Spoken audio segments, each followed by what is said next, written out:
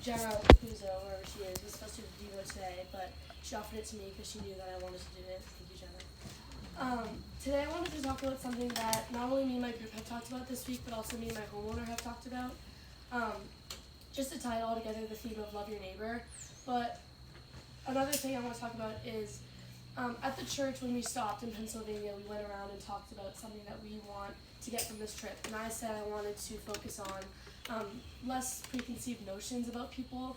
I know people here from college who have just started high school. It's like an array of people, all from Pembroke. And I know a lot of you, but I don't know much. And sometimes that leads me to have preconceived notions or ideas that aren't really true. For example, Luke Williams, I could have thought that he was just some immature sophomore boy that I wasn't going to get along with, but instead I got to know him and learned that he's very mature, very respectful, and very intelligent. And I also want to tell you guys a story about my homeowner. Her name is Sandy. She's amazing. And when I first met her, she was a little bit quiet, but I got to know her, and at first, I'm going to admit something, and it's going to be hard to admit, but at first I thought, she can't be struggling that hard. Because I looked at her, and I was like, her house is fine, like, she seems wicked happy, she's upbeat, she can't be that bad. Then we learned to get her, me and my family, and we learned that she has experienced 3 really tough losses of family members, and a 4th being a dog. All people that mean a lot to her in the past 6 years. It was like one after another, like these losses. And she lives alone now, without a mother, without a husband, and she told us all about how much she struggled with it and how she gets lonely at night. And it made me realize that I had this judgment of her that she was fine, and she looked like she was fine because she acted fine before actually getting to know her. And that made me realize that that's something that I literally said that I wanted to get better at, and it definitely had made an impact on me. And then Wednesday was Where's Waldo Wednesday. We were talking to Sandy, and we had these great conversations during lunchtime. She comes back to her house at lunch to walk the dog, and she comes back at lunchtime, and we're having these amazing conversations, and she was telling us that sometimes when she's around customer service workers and they're like at fast food or McDonald's or something and they're being a little bit mean, she doesn't get angry and she doesn't fight back because she knows that they could be having a rough day. And I realized this woman that I had a stereotype about, I thought she was fine, I judged her. She doesn't do the same to others. And also made a big impact on me. I want to bring up a Bible verse. John 7:24 says, "Stop judging by mere appearances, but instead judge correctly." Like I said, stereotypes can limit you from meeting new people.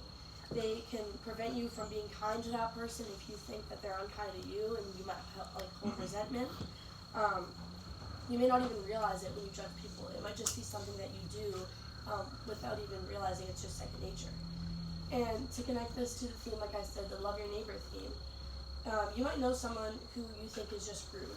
You might know someone in your grade who you just think is rude, or someone just from your past. You also might know someone that you think is very energetic and upbeat and they can't be struggling.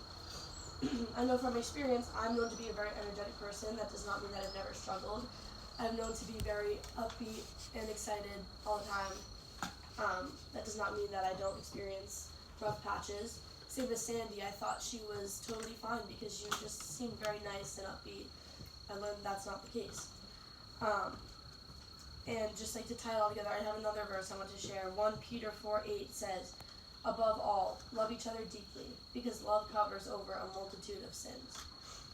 I want you guys to try to ignore stereotypes and ignore these judgments that you might have in your head and choose to love.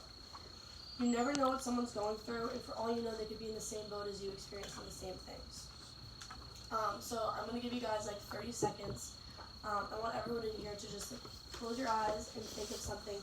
Think of someone, or think of a time you had a judgment of someone, or a bias about someone. Like, it could be someone in your van, like I said, for example, Luke. Think of someone, if it was a homeowner, if it was someone in your van, if it was someone you met years ago. Think of someone that you had a stereotype about when you first met them, and then think about how they challenged you and they showed you that you were wrong and that maybe you should have gotten to know them first before judging a book by its cover. I'm just gonna give you guys like 3 seconds.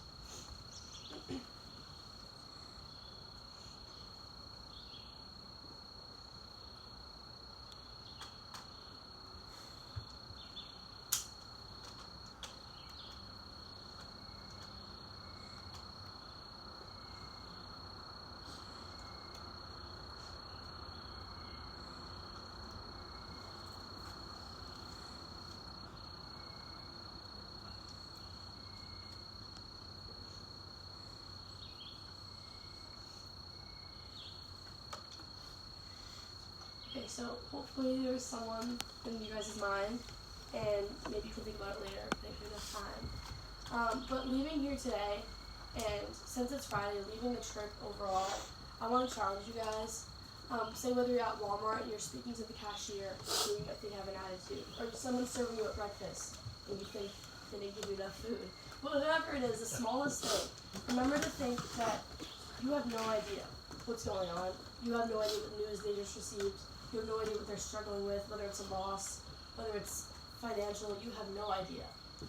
So have grace with people, just like the Lord has grace with us. And I also want to challenge you guys, if you talk to somebody you think they have an attitude, try to understand you really don't know. And leaving here today, if one thing sticks with you guys, I want it to be this. You can never predict what someone's going through, but you can always choose to love them and to care for them and to be kind. Thank you.